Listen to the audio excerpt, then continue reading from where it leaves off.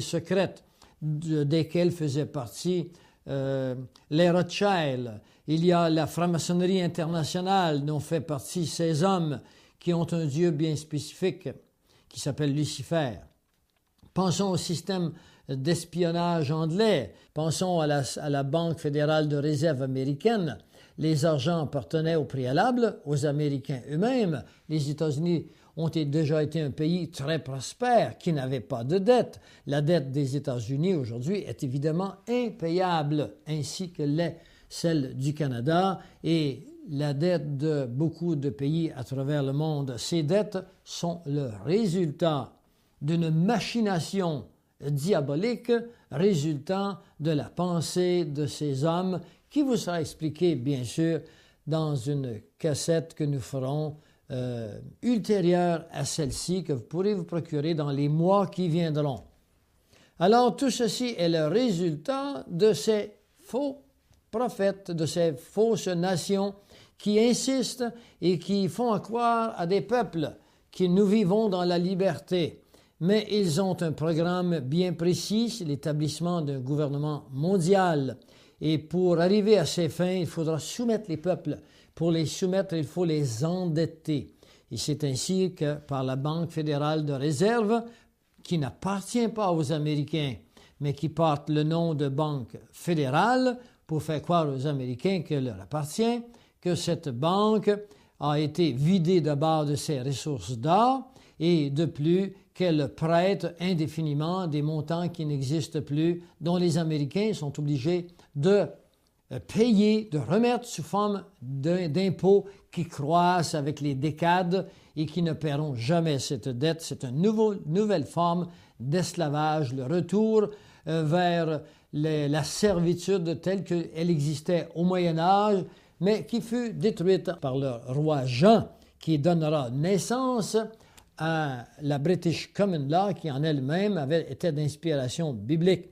Mais nous devons vous rappeler qu'il existe des autorités qui vivent en parallèle l'un de l'autre, mais qui, avec les décades, ont réussi à arracher à des décrets qui rendaient l'homme libre, ont réussi à lui arracher cette liberté.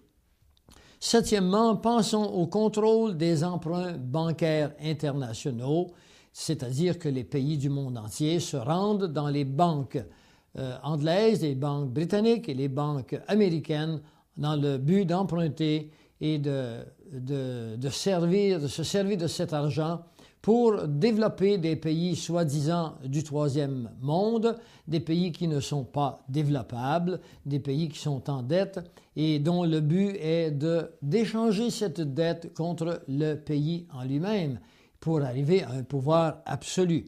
Pensons à ces deux guerres mondiales qui ont mis à mort la Première Guerre mondiale aurait mis à mort 15 millions d'individus, alors que la Deuxième en aurait mis près de 50 millions. Et depuis ce temps, les guerres continuent à exister. Il faut penser au programme de la CIA. John Stockwell, qui était en charge de la CIA dans l'Angola, dira lui-même qu'il n'y a jamais vraiment eu de paix. Il n'y a eu qu'une période de repos entre deux guerres, mais la CIA a continué à faire ces guerres puisque depuis 1945, selon John Stockwell, au nom de la sécurité nationale, au nom de la paix, on a mis à mort tout près de 6 millions d'individus. Trying to summarize this third world war that the CIA, the U.S. national security complex with the military all interwoven in it in many different ways, has been waging. Let me just put it this way. The best heads that I coordinate with studying this thing, we count at least minimum figure 6 million people who've been killed in this long 40-year war that we've waged against the people of the Third World. Pensions à la guerre de la révolution bolchevique qui était payée par des capitaux britanniques. Pensons à la pensée communiste de Karl Marx qui fut pensée par des Britanniques, qui fut pensée par des hommes qui administrent en même temps la loi et les banques qui pensent à des projets dans le but de créer des dissensions entre les peuples, qui se mettent à mort eux-mêmes, de les reconstruire, qu'ils empruntent aux banques et d'ainsi créer des dettes pour s'emparer du monde entier. Pensons par exemple à la table ronde, qui étaient le résultat des chevaliers de la table ronde, à des hommes comme Ruskin, Milner et Rhodes, qu'on appelle Cecil Rhodes, qui créera les Rhodian Scholarships, c'est-à-dire les érudits de Rhodes. Il entraînera 2000 élèves avec lui, des plus brillants, pour infiltrer toutes les classes de la société, y apporter la perversion que nous connaissons aujourd'hui, qui inclut la pensée communiste, l'évolutionnisme, et puis évidemment les emprunts et les prêts à crédit que nous connaissons maintenant. Pensons à la Ligue des Nations de 1921 qui voulait liguer toutes les nations pour produire la prophétie qui nous est donnée dans Daniel 2, dans Daniel 7, et puis produire cette prophétie que nous trouvons dans le psaume 2. Tous les rois de la terre se sont ligués. Maintenant, cette prophétie est réalisée par le Club de Rome.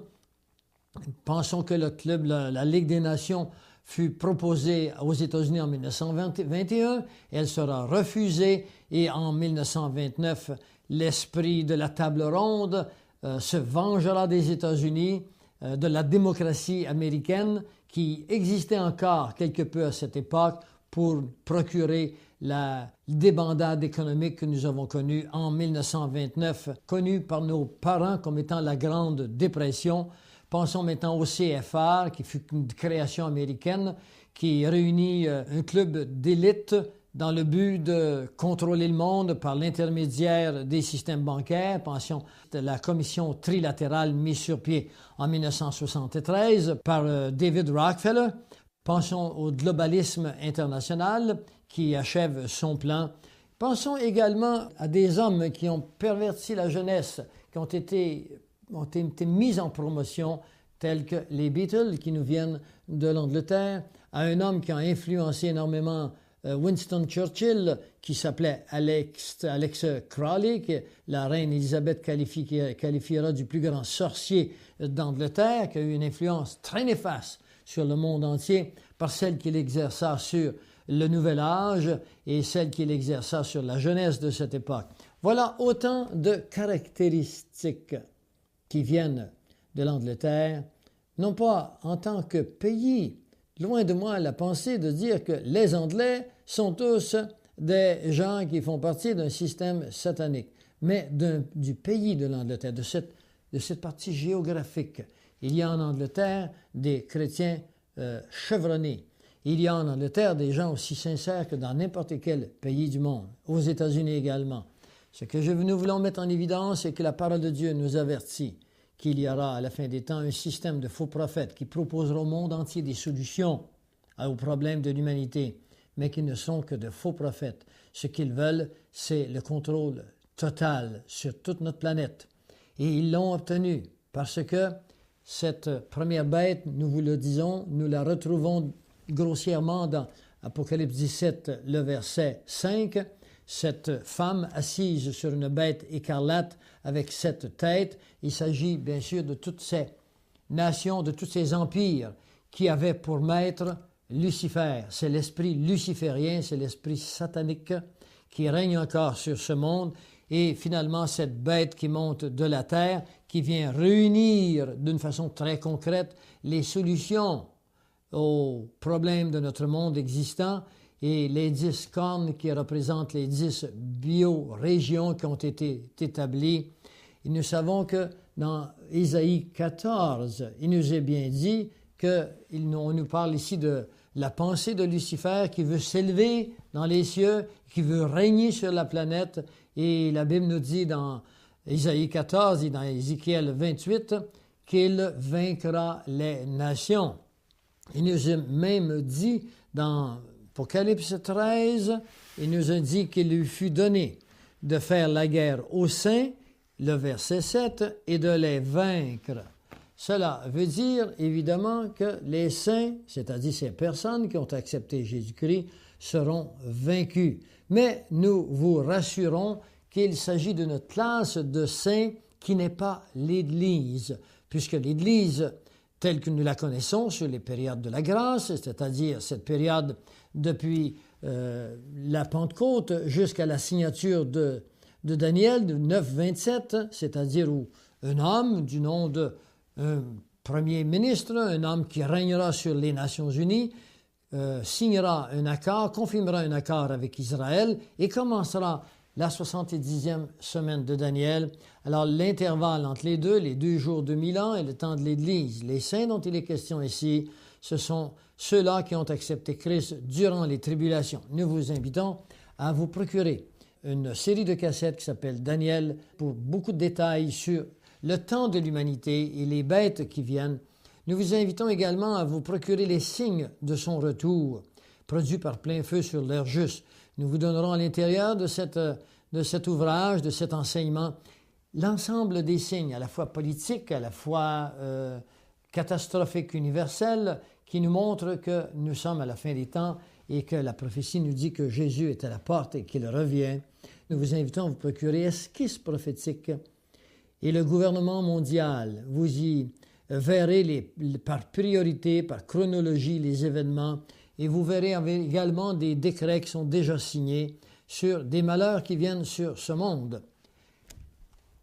Nous n'avons pas l'intention de vous parler que des malheurs qui viennent sur le monde, mais en tant que croyants, connaissant de la parole, ne mourant plus faute de connaissance, éclairés, blanchis, parce que connaissant Jésus-Christ comme sauveur personnel, nous vous invitons à vous procurer une vidéocassette faite par Plein Feu qui vous enseigne le salut, qui s'appelle la Bible, la foi et le salut. D'ici ce temps-là, nous vous rappelons que la parole de Dieu a été démontrée comme étant vraie du commencement jusqu'à la fin. L'histoire l'a démontré, des vies transformées l'ont démontré et des formules mathématiques l'ont démontré. Dans Acte 17 au verset 42, il nous est bien montré que Dieu veut que tous arrivent à la repentance. Nous vous invitons à la repentance. Nous vous invitons à accepter que vous êtes pécheurs, tel qu'il est décrit dans Romains 3, 23, et qu'à ce titre, tout homme est privé de la gloire de Dieu, c'est-à-dire de sa présence, c'est-à-dire du salut. Mais que Jésus est venu tel qu'il nous l'est dit dans Jean 3, 16, afin que vous qui croyez en Jésus ayez la vie éternelle. Il n'y a pas de salut en dehors de Jésus-Christ. C'est ce que nous dit Acte 4, 12. Nous vous invitons à vraiment, profondément arriver à la repentance, d'accepter votre condition et d'accepter ce salut qui se trouve en Jésus-Christ. Nous vous invitons à vous joindre à une assemblée de chrétiens, de foi chrétienne, et à comprendre ce que Dieu en réserve pour vous, parce qu'il a un plan pour chacun de vous, comme il en a un pour moi. C'est merveilleux que de savoir que nous sommes sauvés maintenant. Nous n'avons pas à attendre.